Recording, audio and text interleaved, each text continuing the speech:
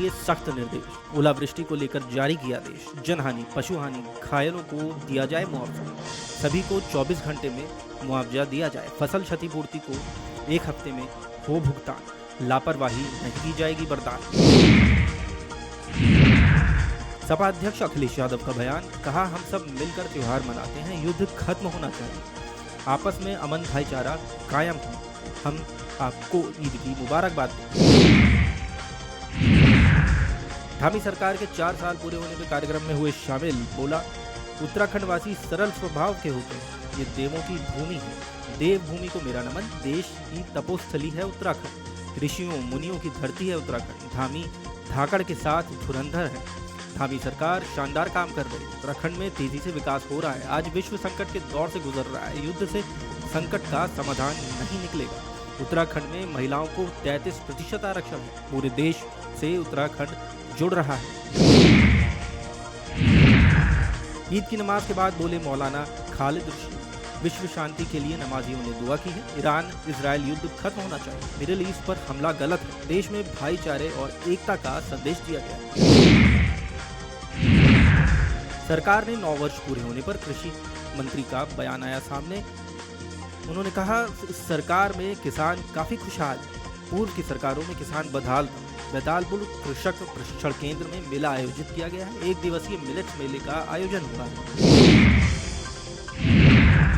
आगरा के ताजपुर में अवैध गैस गोदाम पर छापेमारी, घर में चल रहा था समांतर गैस का अवैध कारोबार, 2 कमरों से 130 घरेलू गैस सिलेंडर हुए थे बरामद, सैकड़ों सिलेंडर पहले ही बाजार में खपाए जा चुके, ग्रामीण क्षेत्रों और दुकानों पर की जा रही थी सप्लाई, घरेलू सिलेंडर 1700 से 1900 रुपए में बेचे जा रहे थे, कमर्शियल सिलेंडर की कमी के चलते अवैध कारोबार हो रहा था, गैस एजेंसियां भी जांच के घेरे में, सप्लाई चेन पर उठ रहे सवाल, आपूर्ति विभाग तहसील टीम ने कल की थी छापे, मकान मालिक ताला लगाकर मौके से हुआ था फरार, टीम ने ताला तोड़कर तलाशी ली, सिलेंडर का मिला जखीरा, 7 दिनों में शहर क्षेत्र से 216 सिलेंडर किए जा चुके हैं, जब 6 लोगों पर आवश्यक वस्तु अधिनियम में मुकदमा हुआ दर्ज।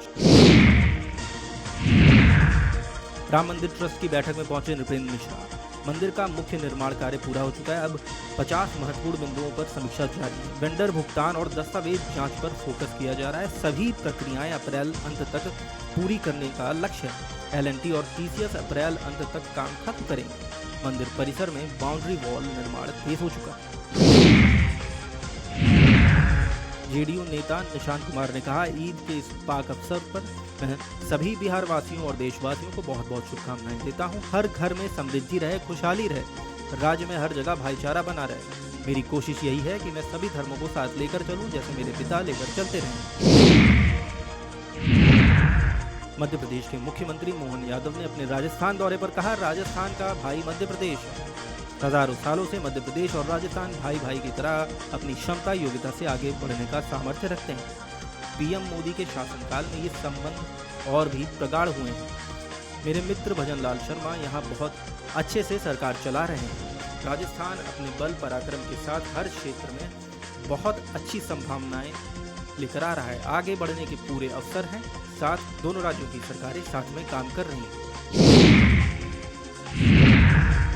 ईद उल फितर के मौके पर भाजपा नेता मुख्तार अब्बास नकवी ने कहा, ईद की हार्दिक मुबारकबाद, हम चाहते हैं कि युद्ध की विभीषिका और संकट का संक्रमण उससे सबको मुक्ति मिल जाए और विकास के मार्ग पर जो पूरी दुनिया चल रही थी वह चले, भारत इस संकट के समाधान का हिस्सा बन रहा है, भारत इस पूरे के पूरे संकट के दौर में समन्वय, संवाद और समझदारी के साथ संकट के समाधान का हिस्सा बन रहा है, उसी तरह से भारत इस संकट का संकट मोचन साबित होगा।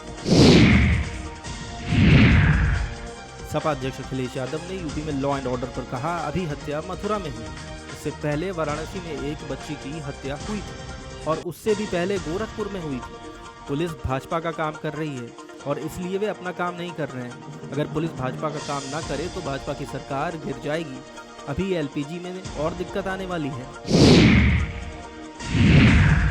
शिवसेना UBT नेता संजय राउत ने पश्चिम बंगाल की मुख्यमंत्री ममता बनर्जी के बयान पर कहा, सुप्रीम कोर्ट में कुछ नहीं होगा, चुनाव आयोग और सुप्रीम कोर्ट में कोई फर्क नहीं है, हम 4 साल से हमारी और हमारी पार्टी की लड़ाई लड़ रहे हैं, हमारी पार्टी को तोड़ा गया और चुनाव आयोग ने ऐसा पार्टी जिसके निर्माता बाला साहेब ठाकरे हैं, उसे उठाकर किसी अन्य के हाथों में दे दिया। चुनाव आयोग, सुप्रीम कोर्ट, न्याय व्यवस्था और भाजपा एक ही है।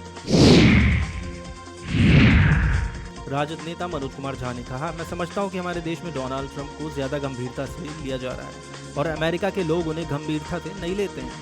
डोनाल्ड ट्रंप ने कहा है कि हम 30 दिनों की मोहलत दे रहे हैं, लेकिन हमारी ओर से किसने प्रतिकार किया?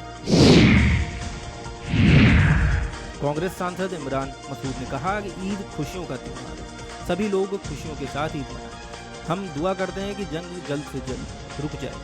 ये युद्ध तो ऐसा है कि इसका प्रभाव न केवल 3 देशों बल्कि पूरे विश्व पर पड़ रहा है। हम यही दुआ करेंगे ये जंग जल्द से जल्द रुके। सपा अध्यक्ष अखिलेश यादव ने कहा, ईद की बहुत बहुत मुबारकबाद, शुभकामनाएं। पूरे देश में खुशी के साथ ईद का त्योहार मनाया जा रहा है। मैं सभी देशवासियों को ईद के त्योहार की मुबारकबाद देता हूँ। अभी कुछ दिन पहले ही हमने होली का त्योहार मनाया था, उसमें हम सभी ने मिलकर गले लगकर गुजिया बांटी थी, खुशियाँ बांटी थी।